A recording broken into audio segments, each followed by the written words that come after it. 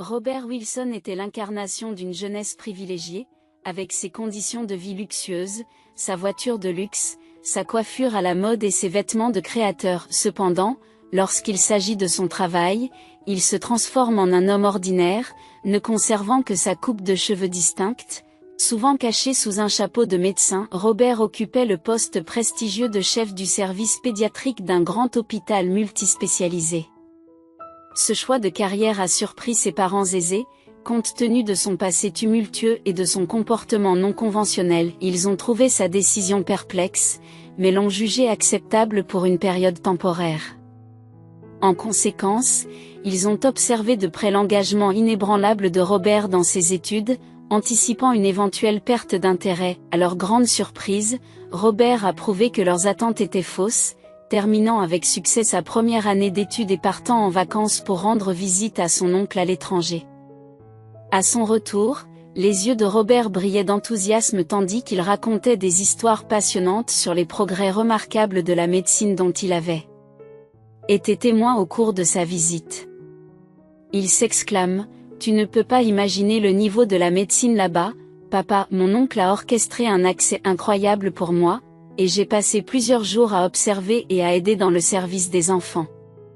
C'était impressionnant et cela m'a donné envie de devenir un médecin exceptionnel, comme eux. » Les parents de Robert échangent des regards étonnés, stupéfaits de constater qu'une personne peut subir une transformation aussi profonde en un seul instant. Mr. Wilson intervient et prend un engagement : « Si tu réussis à passer la 2e année, je t'enverrai à l'étranger pour poursuivre tes études de médecine. Tu mérites la meilleure éducation, mon fils. » Fidèle à sa parole, il tient sa promesse et envoie Robert étudier la médecine dans un pays étranger. Robert est revenu avec un diplôme prestigieux, débordant d'innombrables idées et d'une détermination inébranlable à guérir tous les enfants du monde. Au cours d'un dîner de célébration, où plusieurs prétendants potentiels étaient présents, déguisés en enfants d'amis de la famille, M. Wilson s'est adressé à son fils, lui exprimant son respect pour la voie qu'il avait choisie et sa joie d'accueillir un médecin dans la famille. Cependant, il se sent obligé d'élucider les inconvénients potentiels du travail dans un hôpital public. Robert, en pleine conversation avec l'une des jeunes femmes, fixe son regard sur son père avec une réelle curiosité. Il demande alors : « S'il te plaît, éclaire-moi, papa. Je suis curieux de savoir pourquoi tu penses que travailler dans un hôpital public n'est pas la meilleure option pour moi. » Mr. Wilson a répondu : « Tout d'abord, les récompenses financières dans un tel environnement ne sont pas substantielles. Deuxièmement, pourquoi s'occuper d'enfants issus de milieux défavorisés ? Tout parent responsable chercherait à se faire soigner dans un hôpital privé plus conventionnel. » Robert sourit et répond : « Papa, je suis déterminé à travailler dans un hôpital ordinaire. » Tout d'abord, il offre diverses possibilités d'évolution professionnelle. Deuxièmement, ces enfants ne sont pas responsables de la situation de leurs parents. Étonnamment, M. Wilson n'a pas persisté à exprimer sa propre opinion, réalisant que la conviction de son fils était peut-être alimentée par un sens inébranlable de l'objectif et de l'empathie. Won et Robert s'esclaffent en observant le désintérêt des filles. Pendant près de 2 ans, Robert s'est consacré à son travail, principalement aux urgences, où il a rencontré une multitude d'enfants souffrant de maux divers. Le médecin-chef de l'hôpital lui avait dit un jour que pour devenir un bon médecin, il fallait apprendre à ne pas se laisser envahir par le chagrin. Un médecin doit aborder son travail avec un esprit clair afin de poser des diagnostics précis. Aujourd'hui, Robert comprend la sagesse qui se cache derrière ces mots. Au début, il avait envie de pleurer lorsqu'un enfant gravement malade lui était amené, mais il a appris à se ressaisir et à se concentrer sur les soins et les traitements nécessaires. Malgré la douleur qu'il ressentait, il n'a jamais laissé ses émotions entraver son travail.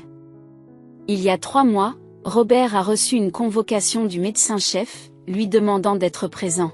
« Veuillez vous asseoir, docteur. » Robert s'assit, conscient que le médecin-chef était connu pour son équité, mais aussi pour sa sévérité. Il n'était pas rare que quelqu'un entre dans son bureau en s'attendant à être félicité, mais qu'il reparte sans travail. Robert essaie de se souvenir des erreurs qu'il a pu commettre, mais rien ne lui vient à l'esprit. « Docteur Wilson, Aimez-vous travailler dans notre hôpital, demande le médecin-chef. Tout va bien, docteur Flannery, j'aime mon travail et tout me convient, répond Robert.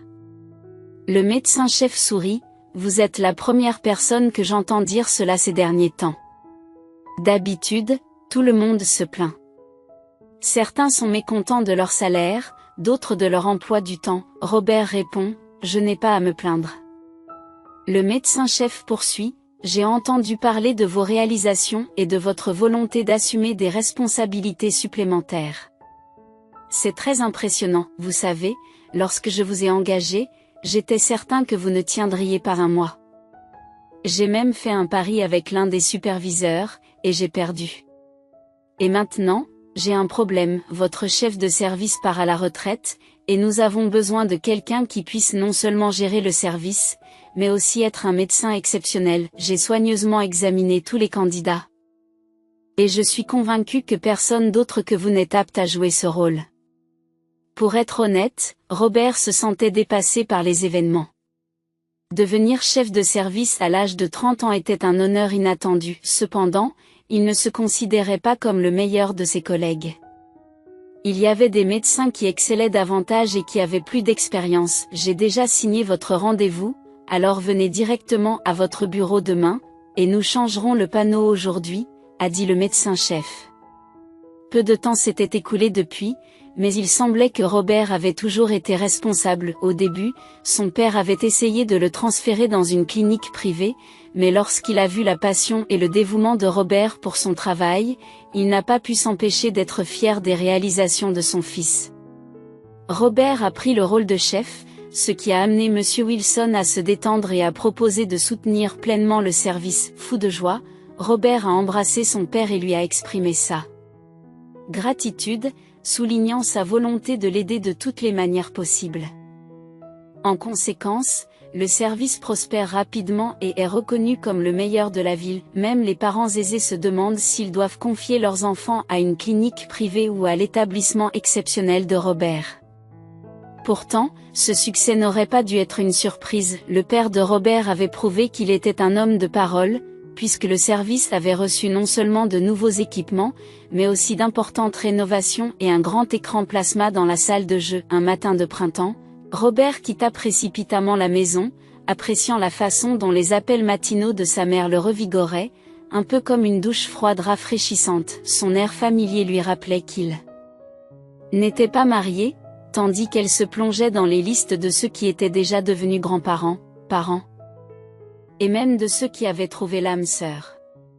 Robert n'a pas les trois, ce qui laisse Mrs. Wilson se demande ce qui ne va pas chez son fils. Robert n'a pas le cœur à exprimer son épuisement face à ces conversations, préférant écouter patiemment et feindre l'intérêt. Bien qu'il ait déjà eu des relations, elles semblaient toujours s'effondrer une fois qu'elles dépassaient le stade de quelques rencontres occasionnelles. Pour une raison ou une autre, ses partenaires lui proposaient de quitter l'hôpital pour créer sa propre clinique.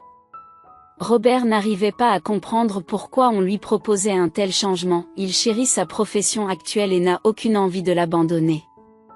À la suite de ces discussions, tout semblant de compréhension s'est rapidement dissipé et les numéros de téléphone de ces femmes ont été rapidement supprimés des contacts de Robert. Robert n'a rencontré qu'une seule fois un problème important avec sa petite amie Jaga, une brune vibrante et frappante qui se nourrissait de l'attention des hommes, savait exactement ce qu'elle désirait dans la vie.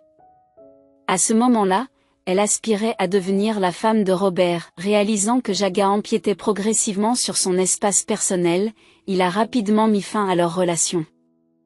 Mais la femme ne se laisse pas décourager. Robert ne sait pas quand elle a réussi à obtenir le double des clés de son domicile, mais une semaine plus tard, il est confronté à une Jaga entièrement nue en rentrant du travail. Furieux et incommodé, Robert a dû s'atteler à la tâche ardue de la faire sortir de chez lui et de changer les serrures de sa porte d'entrée. Robert a garé sa voiture sur le parking de l'hôpital, où il ne restait que quelques places libres. De nombreux véhicules remplissent le parking, leurs moteurs ronronnent doucement.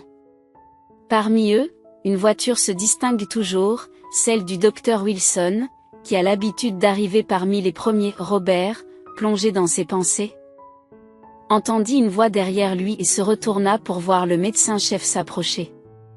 Je vois que vous êtes un lève-tôt, remarque le médecin-chef avec une pointe d'amusement. Robert acquiesce, reconnaissant son penchant à arriver en avance, surtout avant le début des visites. Il avait l'habitude de s'enquérir auprès des infirmières des événements de la nuit, quels enfants avaient un sommeil agité, lesquels manquaient d'appétit pendant le dîner et lesquels se languissaient de leur mère en pleurant. Les infirmières de son service sont exceptionnelles et excusent rapidement toutes personne désintéressée par le bien-être des enfants dont elles s'occupent. Bonjour, docteur Flannery, salue Robert avec un petit rire, reprenant à son compte la métaphore de l'oiseau matinal.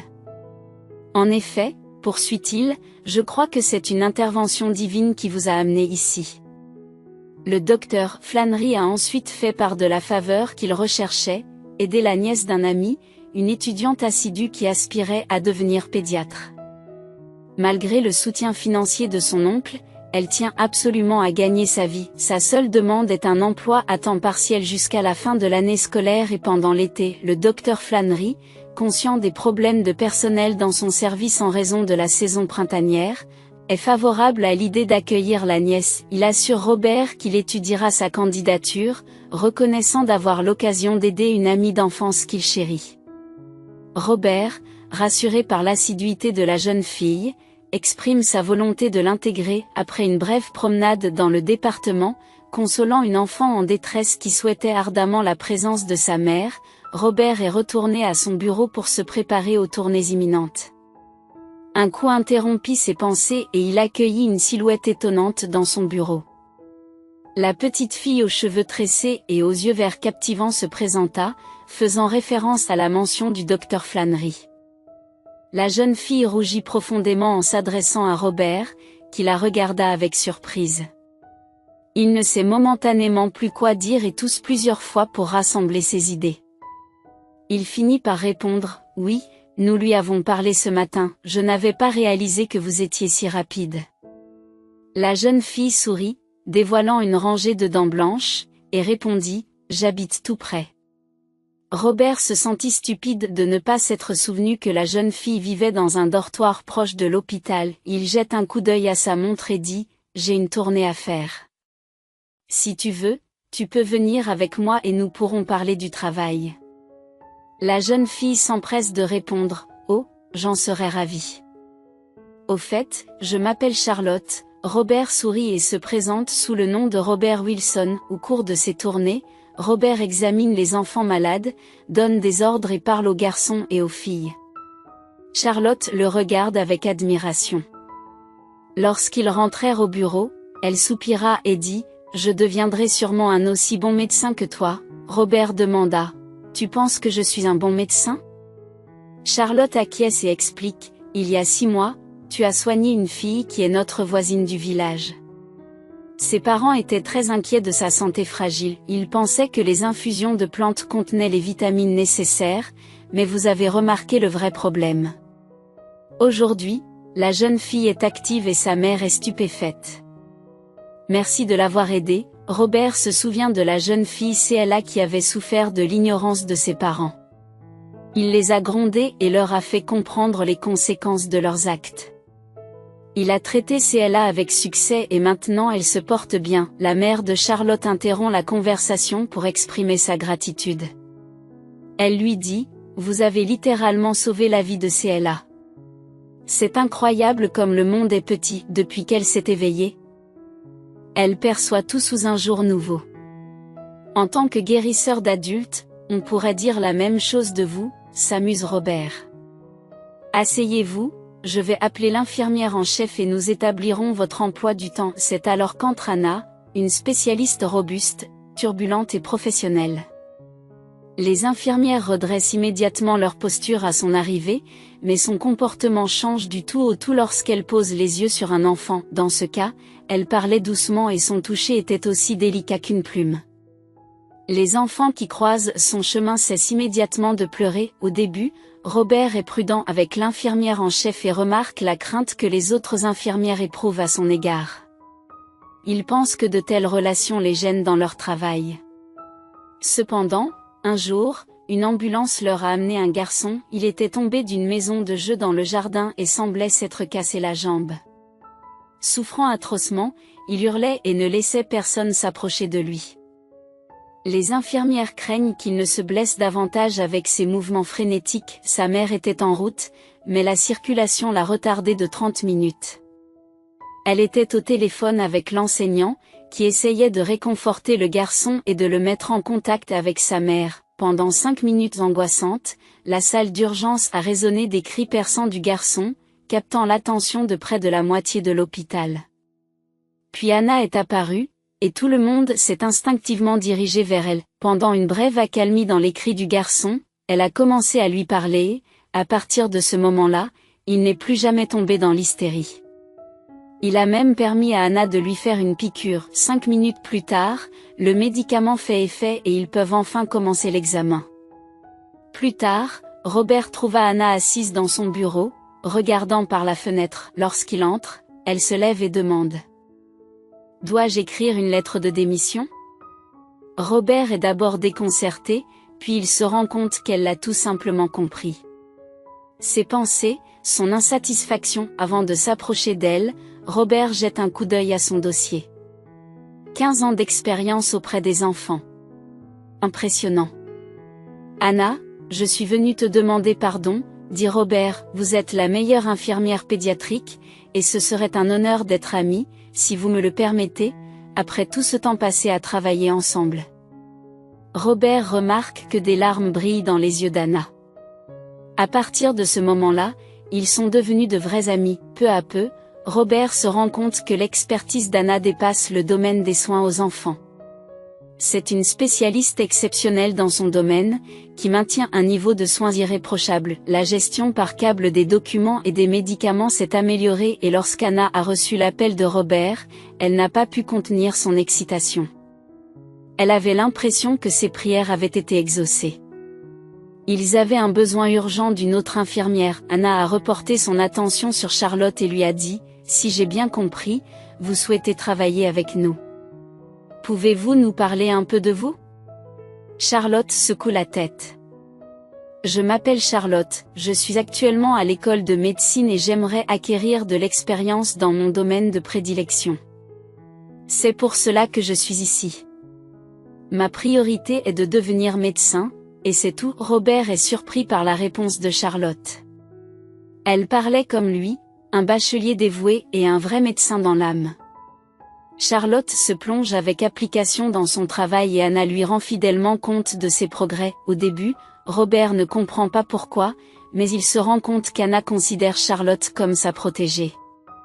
Décidé à mettre les choses au clair, il entre dans la chambre de Charlotte et demande: « Anna, est-ce que je vous dérange ?» « Non. »« Docteur Wilson, entrez. Si vous pouviez m'offrir du thé ou du café, je vous en serais très reconnaissante, » répond Anna en souriant. Robert rit et demande: « Cela vous dérange si je prends du cacao ? C'est la seule chose que je bois, je le prépare toujours frais pour le travail et je le garde dans un thermos. Du cacao ? Je n'en ai pas bu depuis des lustres. » Je suis d'accord, s'exclame Robert. Alors que le cacao est versé dans des tasses, une assiette de sandwich apparaît devant lui comme par magie. Robert entame la conversation en disant: « Anna, je crois qu'il y a un malentendu entre nous. Charlotte n'a aucun lien avec moi. Elle est la nièce d'un ami du médecin-chef, vous n'avez donc pas à me signaler ses agissements, elle est sous votre supervision. Vous pouvez la discipliner ou la féliciter sans aucune hésitation, Dr Wilson. » Anna s'esclaffe et répond: « Oh, voyons. Vous pensiez vraiment qu'il se passait quelque chose dans notre service dont je n'étais pas au courant? Bien sûr, je connais les antécédents de Charlotte, je sais qu'elle est venue d'un village pour s'installer dans notre ville et je sais à quel point elle est déterminée. Je peux même vous en dire plus, je vois que vous l'aimez bien. » Robert est décontenancé. Robert s'étonne: « Quoi? Charlotte? Non, Anna, tu te trompes.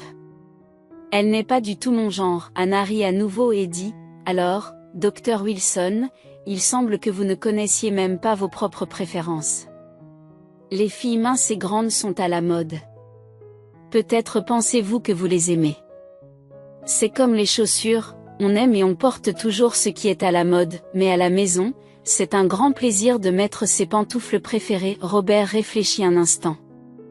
Anna avait raison à certains égards, mais certainement pas en ce qui concerne Charlotte. Il n'éprouvait pas de véritable affection pour cette fille. Qu'elle soit son genre ou non n'avait pas d'importance cependant. Il ne pouvait s'empêcher de penser qu'Anna avait en quelque sorte porté la poisse. Malgré ses réserves, Robert a envie de passer plus de temps avec Charlotte, partout. Il l'avait déjà vue auparavant, mais maintenant, il avait l'impression de ne pas pouvoir s'arrêter de la regarder. Il ne pouvait s'empêcher de remarquer qu'elle avait le genre de silhouette dont rêvent la plupart des filles, et que ses yeux étaient captivants chaque fois que leurs regards se croisaient. Pour une raison ou une autre, il se sentit gêné et détourna rapidement le regard, de peur de s'attarder sur ses lèvres et sur ses propres pensées. Charlotte travaillait depuis 2 mois déjà, et elle s'était rapidement liée d'amitié avec toutes les infirmières. Robert n'avait jamais vu Anna élever la voix contre Charlotte. Il savait très bien que même le médecin-chef avait peur de l'infirmière en chef. Il était donc évident que sa seule recommandation n'était pas la raison de la gentillesse d'Anna à l'égard de Charlotte. Il semblait que Charlotte était vraiment exceptionnelle dans son travail. Un jour d'été, alors que la plupart des autres médecins sont en vacances, Robert se retrouve en service de nuit. Par coïncidence, il est jumelé à Charlotte. Il n'arrive pas à déterminer s'il en est heureux ou triste, mais une chose est sûre, il ne pourra pas dormir ce soir après la tournée. Soudain, Charlotte se précipite vers lui. « Docteur Wilson, on a besoin de vous dans la salle d'attente. Il y a une fille dans un état critique. » Sans hésiter, il la suit dans la salle d'urgence. Là, il voit une fille d'une pâleur anormale. Elle pleurait et vomissait sans cesse. Sa mère était à ses côtés et ne cessait de répéter qu'elle avait toujours été une fille difficile. La jeune fille a regardé sa mère les yeux pleins de larmes et l'a supplié, « Ce n'est pas vrai. Je n'ai rien fait », mais sa mère la repousse en lui disant de se taire. Elle lui dit de se taire. « Espèce de misérable.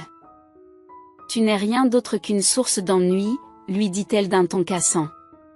C'est la première fois que Robert est témoin d'une telle cruauté à l'égard d'un enfant. D'habitude, quand une mère amène son enfant, elle a plus peur que lui, et il a vu de nombreuses fois des mères s'évanouir dans la salle d'attente sous le choc d'une maladie grave. « Arrêtez de parler comme ça, vous rendez l'enfant encore plus anxieux », dit Robert avec fermeté. La femme lui jette un regard haineux. Elle a mangé quelque chose qu'elle n'aurait pas dû. Nous devons juste lui laver l'estomac et ensuite nous pourrons rentrer à la maison, rétorque la femme. Robert reporta son attention sur la fillette qui regardait sa mère avec horreur, comme si elle avait vu un fantôme. Charlotte lui touche légèrement la main. « Robert, puis-je vous parler un instant ?» Il avait déjà fini d'examiner la fillette et acquiesça.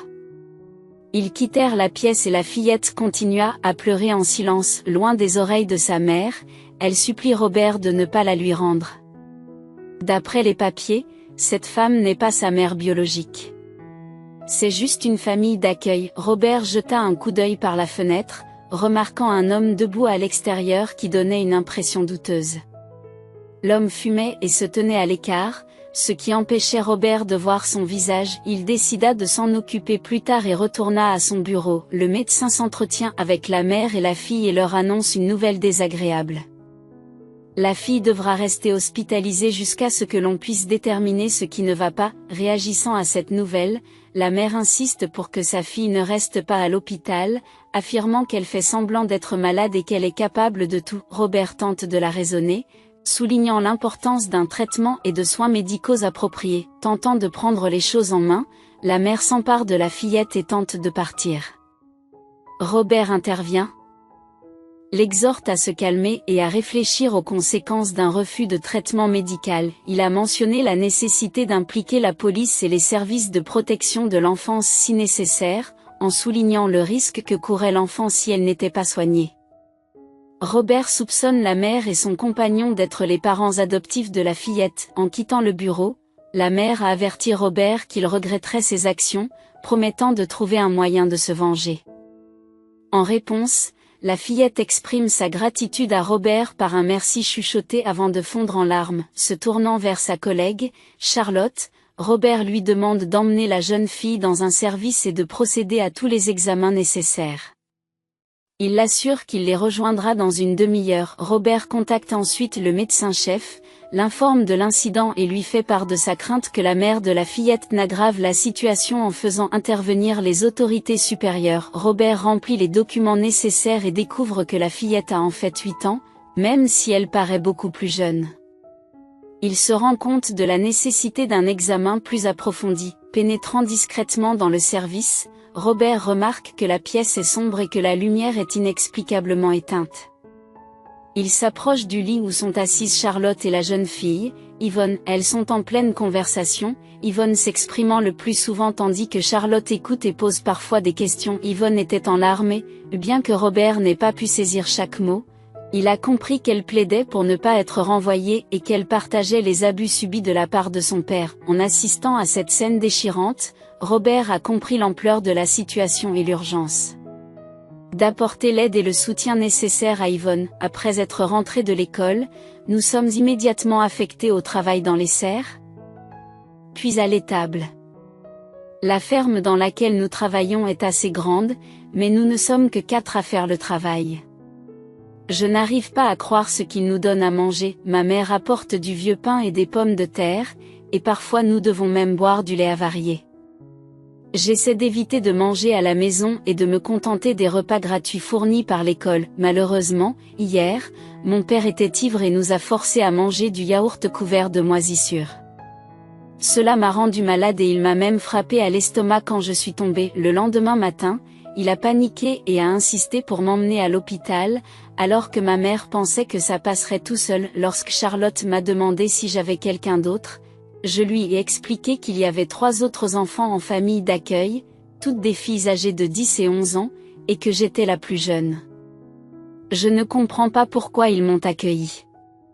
Je peux à peine soulever un seau d'eau. Robert s'est hérissé les cheveux en écoutant mon histoire. Il avait déjà entendu des histoires similaires, mais là, il était confronté à la réalité. Il a allumé la lumière et a demandé si nous allions rester assis dans le noir tout le temps. Charlotte a souri et a répondu que nous l'attendions simplement. Alors qu'elle se levait et commençait à me préparer pour l'examen, elle s'est soudain figée.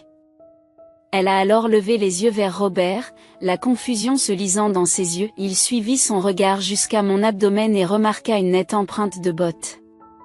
Il est resté silencieux et a continué à m'examiner, découvrant d'autres ecchymoses et mon état de dénutrition sévère. Une demi-heure plus tard, le docteur Flâné, assis dans son bureau, était rempli de fureur.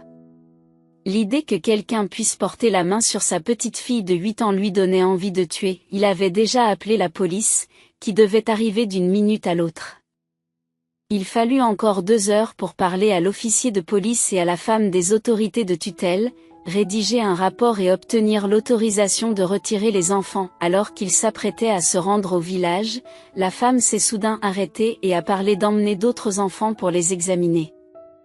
Charlotte et Robert l'assurent qu'ils s'occuperont de tout correctement et il s'assoit dans le bureau pour prendre un café. Charlotte ne comprend pas pourquoi ils ont besoin d'une si grande ferme s'ils ne peuvent pas la gérer eux-mêmes. Robert lui explique que c'est une question de profit. Sans les enfants placés, il n'y aurait pas de ferme. Tout était guidé par le désir de gain financier. Jour et nuit, ces personnes s'acquittent inlassablement de leurs tâches. Alors que l'État les rémunère bien pour leur travail, elles ne peuvent pas vivre pour elles-mêmes. Il peut sembler difficile de comprendre cette situation. On pourrait penser qu'en tant qu'orphelin, ils mériteraient encore plus d'empathie. Cependant, de telles pensées découlent de notre perspective humaine, alors que ces personnes ne sont pas tout à fait comme nous. La police et une femme du bureau des tutelles sont revenues après 5 longues heures. La femme n'a cessé d'exprimer son horreur pour ce dont elle avait été témoin. C'était en effet un événement effrayant. Dans un premier temps, la police s'est vue refuser l'accès aux locaux. Finalement, lorsque tout le village s'est rassemblé devant les portes, le chef de famille, qui avait déjà été condamné pour des crimes, a tiré des coups de feu. Heureusement, il a été rapidement désarmé et personne n'a été blessé. Il est maintenant en garde à vue au poste de police. Il est apparu que ses parents d'accueil avaient déjà fait l'objet de poursuites judiciaires. 2 filles plus âgées qui étaient sous leur responsabilité s'étaient échappées dès qu'elles avaient atteint l'âge adulte. Ces filles ont été retrouvées et ont témoigné. En outre, on a découvert qu'il existait, au sein du système de tutelle, une personne disposée à faciliter le placement d'enfants en échange d'argent. Le docteur Flannery rendait fréquemment visite à Robert pour s'enquérir du bien-être de ses nouveaux patients et le tenir au courant des progrès de l'enquête. Charlotte était également présente lors de leur conversation, car elle avait été un témoin direct des récents événements. Charlotte consacrait tout son temps libre au service d'Yvonne. Robert l'avait même aperçu pendant ses jours de congé. Charlotte avait acheté de nombreux livres et un gros animal en peluche pour Yvonne. Robert doit s'avouer qu'il éprouve plus que de la tendresse pour Charlotte, il en est profondément épris. Un jour, Charlotte entre dans son bureau et s'adresse au docteur Wilson. « Yvonne sera-t-elle bientôt libérée ? Je voulais vous demander votre aide. Vous voyez, je ne peux pas laisser Yvonne. C'est une enfant si remarquable et si intelligente, j'ai le désir irrésistible de l'adopter. Cependant, j'ai récemment découvert que je n'avais pas d'endroit où vivre et, surtout, que je n'avais pas de mari. Je me demandais si vous aviez des conseils à me donner ou s'il existait un site internet où je pourrais trouver un prétendu mari. Je ne sais vraiment pas quoi faire. » Charlotte se mit à pleurer et Robert, en la regardant, se rendit compte qu'il n'avait pas remarqué la profondeur de son cœur compatissant. Robert s'assoit à côté d'elle et lui dit « Charlotte, allons au restaurant après le travail, nous avons besoin de nous distraire et peut-être qu'une solution se présentera d'elle-même pendant le temps que nous passerons ensemble. » Devant l'expression étonnée de la jeune infirmière, Robert remarque son hochement de tête d'approbation. À la fin de la soirée, il a compris qu'il était complètement et irrévocablement tombé amoureux. Le lendemain, en congé, il cherche du réconfort et de la compréhension auprès de ses parents. Il savait que personne ne pouvait le comprendre mieux qu'eux. En arrivant chez ses parents le matin, sa mère s'est empressée de préparer la table, le couvrant de câlins affectueux. « Robert, tu es devenu un très bon jeune homme, cela fait longtemps que tu n'es pas venu nous voir », s'exclame sa mère, ravie. Son père, qui l'observe avec satisfaction, contacte discrètement le médecin-chef pour s'enquérir des progrès professionnels de leur fils. Le docteur Flannery ne tarit pas d'éloges sur les compétences de Robert, ce qui fait la fierté de son père. Cependant, au cours du repas familial, son père s'abstient de révéler sa fierté. Au lieu de cela, il a demandé à Robert des nouvelles de son travail. Alors que Robert raconte ce qui s'est passé, Madame Wilson, submergée par l'émotion, ne peut se résoudre à manger. « Nous devons faire quelque chose pour ces filles, surtout pour Yvonne. Nous devons intervenir, et Charlotte est une fille si intelligente. Père, ne pouvez-vous pas utiliser vos relations pour aider Charlotte à adopter Yvonne ? » implore Mrs. Wilson, mais son père reste silencieux. Il observe attentivement son fils Robert. « Il y a autre chose, n'est-ce pas ? Raconte-nous tout, mon fils, lui demande-t-il. « Tu as raison, papa. J'aime Charlotte et j'ai l'intention de la demander en mariage. Je comprends que cela ne corresponde pas aux normes de nos cercles sociaux, mais c'est ma vie. Je suis venu ici aujourd'hui pour éviter tout malentendu. Je vais la demander en mariage, déclare Robert. La salle se tait, car son père est traditionnellement celui qui prend les décisions dans la maison. Sa mère le regarde avec impatience, consciente que les actions de leur fils risquent de ne pas être bien comprises dans leur cercle social. Finalement, son père, levant les yeux au ciel, demanda à sa femme, « Chérie, s'il te plaît, apporte la bague de grand-mère. Comment pourrait-il faire sa demande en mariage sans elle ?» Sa mère se lève aussitôt de son siège et disparaît dans la pièce adjacente. Robert sait que sa famille possède une bague spéciale, traditionnellement transmise aux filles ou aux mariés. Se tournant vers son père, il lui exprime sa gratitude pour sa compréhension. Sans attendre, Robert se rendit au travail, même si ce n'était pas son horaire de travail. Il ne pouvait plus supporter l'attente. Surprenant tout le personnel en s'élançant dans le couloir, il entre dans la chambre d'Yvonne avec Charlotte, plongée dans un livre. Toutes deux le dévisagent, avec une expression mêlée de surprise et de curiosité. À l'insu de Robert, Anna était entrée discrètement dans la chambre derrière lui, cherchant à expliquer la situation à Charlotte. « Veux-tu m'épouser ? J'ai des sentiments profonds pour vous, et je promets d'être un père aimant pour Yvonne », murmura l'infirmière en chef avec un doux sourire en refermant la porte. C'est exactement ce qu'elle avait prévu, se dit-elle, même si elle avait subtilement manipulé la situation en envoyant Charlotte demander conseil à Robert et en lui suggérant qu'il connaissait une solution à son problème. Charlotte se lève, confuse. « Qu'est-ce que tu viens de dire ? Comment pouvons-nous nous marier ? Comment peux-tu m'aimer ? Demande Robert, interloqué. Anna t'a tout dit ? Me dire quoi ? Charlotte se rend compte qu'elle en a trop dit et se tait, gênée. Sans perdre de temps, Yvonne intervient avec un sourire.